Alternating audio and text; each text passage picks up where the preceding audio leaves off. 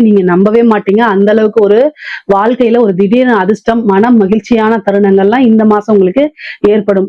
அரசியல்வாதிகளுக்கு நீங்க நெனச்சே பாத்துக்கங்க. 7 சனி நம்ம எப்படிதான் ஜெயிக்கிறதுன்னு நெனச்சிட்டு இருந்தா கூட, இந்த மாதம் வந்து உங்களுக்கு டைம் நல்லா இருக்கு. என்ன விஷயங்கள் நீங்க நெனச்சிருக்கீங்களோ அது சக்சஸ் ஆகும். என்ன விஷயங்கள நீங்க எதிர்பார்த்துட்டு இருக்கீங்களோ, இவ்வளோ நாள் எதிர்பார்த்துட்டு இருந்தீங்களோ, அது காரியங்கள் கைகூடிரும். எடுத்த விஷயங்கள சக்சஸ். உங்கள அறியாமயே இனம் புரியாத சந்தோஷங்கள், மகிழ்ச்சிகள்லாம் உங்கள தேடி வரும். குட் நியூஸா தேடி வரும். ஒரு பெரிய பொறுப்பு உங்ககிட்ட குடுப்பாங்க. அத சக்சஸ்ஃபுல்லா ஆக்கி குடுத்துருவீங்க. அதே மாரி உங்களுக்கு கீழ ஆட்கள்லாம் போட்டு அவங்களெல்லாம் வந்து வேலை வாங்கக்கூடியது அமைப்பு. மக்களுடைய அதாவது 7 சனி வந்து பாத்தீங்கன்னா, பொதுவாவே இந்த அரசியல்வாதிகளுக்கு மிகப்பெரிய யோகம் தான் நான் சொல்லுவேன். எப்பல்லாம் சந்திரன் மேல சனி வருதோ, பொதுமக்களுடைய ஆதரவுகள் கிடைச்சிரும். அப்போ உங்களுக்கு தேவையானது என்ன அப்படின்னா, பொதுமக்கள் ஆதரவுகள் இருக்கும். ஆனா ஜனவசியம்ங்கிற விஷயம் தேவை உங்களுக்கு. சோ அந்த ஜனவசியத்த உருவாக்கணும் அப்படின்னா, ஒரே ஒரு விஷயம் தான்.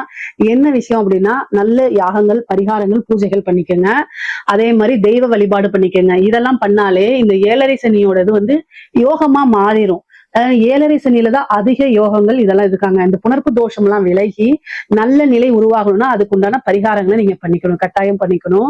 பொதுவாவே மீன ராசிக்கு இந்த மாதம் ஜாக்பாட் அப்படின்னு தான் என்னுடைய இது.